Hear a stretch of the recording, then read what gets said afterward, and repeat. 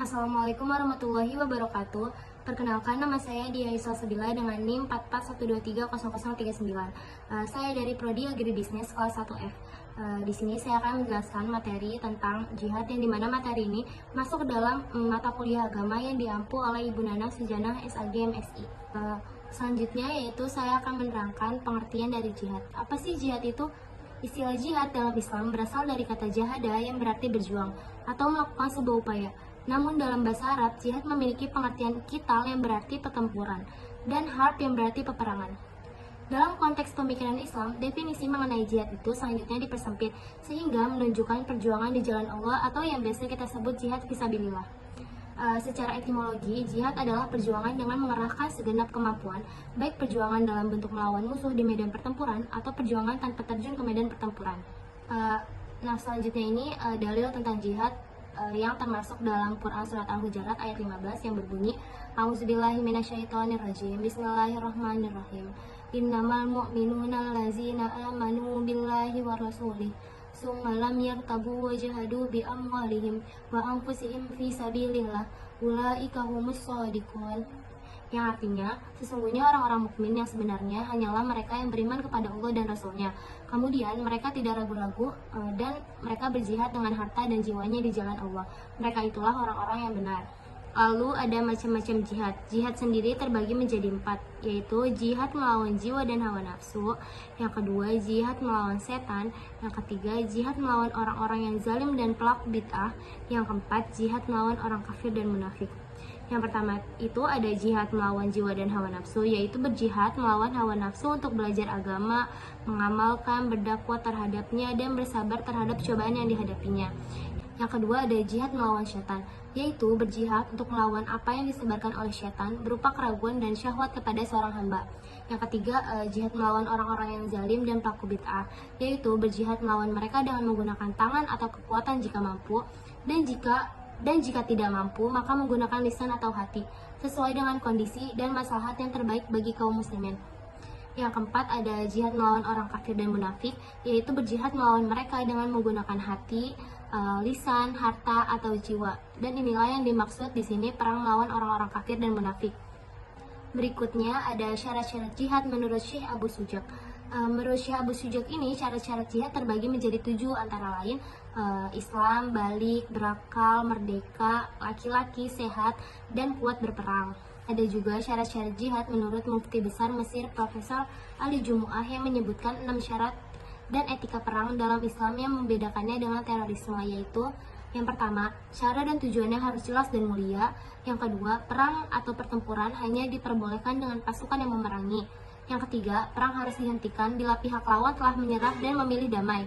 Yang keempat itu, melindungi tawanan perang dan memperlakukannya secara manusiawi. Yang kelima, memelihara lingkungan. Dan yang keenam, menjaga hak kebebasan beragama para agamawan dan pendeta dengan tidak melukai mereka. Nah, berikutnya yaitu tujuan jihad. Jihad ini pasti memiliki tujuan. Tujuan utama dari berjihad yaitu yang pertama, mendapat rahmat Allah, seperti dalam surat Al-Baqarah ayat 218 yang artinya, sesungguhnya orang-orang yang beriman dan orang-orang yang berhijrah dan berjihad di jalan Allah, mereka itulah yang mendapatkan rahmat Allah. Allah Maha Pengampun, Maha Penyayang. Yang kedua itu mendapatkan ridho Allah. Yang ketiga, meninggikan kalimat Allah Subhanahu wa taala. Abu Bakar Jabir Al-Jairi mengatakan bahwa di antara sekian banyak tujuan jihad adalah agar Allah Subhanahu wa taala yang disembah, menolak permusuhan dan keburukan, melindungi diri dan harta, menjaga kebenaran dan keadilan, menebarkan kebaikan dan akhlak mulia. Dan yang keempat itu untuk menegakkan agama Allah atau menjaga agama tetap tegak dengan cara-cara yang sesuai dengan garis perjuangan Al-Quran dan Sunnah. Yang selanjutnya ini ada penjelasan tentang jihad intelektual. Jihad intelektual merupakan salah satu jalan untuk melakukan perlawanan atas segala serangan orang-orang kafir terhadap umat Islam. Lingkungan kampus tentunya sangat mendukung untuk melakukan semua itu. Jika TNI berjihad dengan senjata api, jika para pengusaha berjihad dengan uang, maka mahasiswa berjihad dengan intelektual bersenjatakan buku dan pena.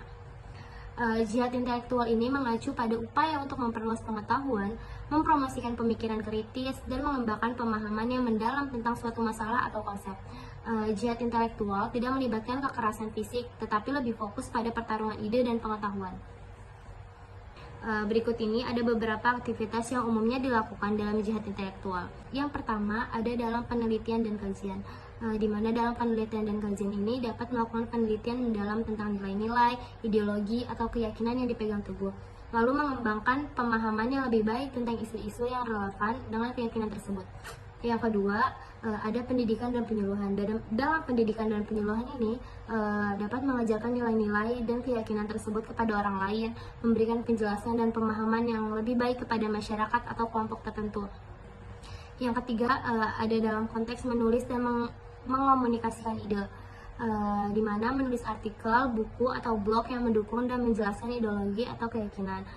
Selanjutnya ada diskusi dan dialog, di mana berpartisipasi dalam diskusi dan dialog dengan orang-orang yang memiliki pandangan berbeda. Selanjutnya ada kritis dan analisis kritis, di mana melakukan kritik konstruksi terhadap ideologi atau keyakinan lain, menganalisis dengan kritis argumen-argumen yang diberikan oleh pihak lain. Selanjutnya ada media dan propaganda, yaitu menggunakan media massa untuk menyebarkan pesan-pesan yang mendukung ideologi atau keyakinan, membangun citra positif, dan mempromosikan ide-ide tersebut kepada khalayak umum. Nah, jadi orang yang berjihad ini derajatnya lebih tinggi dibanding orang yang tidak berjihad. Sesungguhnya orang yang meninggal dalam keadaan di jalan Allah atau berjihad, mereka meninggal dalam keadaan berbahagia hati. Sekian dari saya, kurang lebihnya mohon maaf. Wassalamualaikum warahmatullahi wabarakatuh.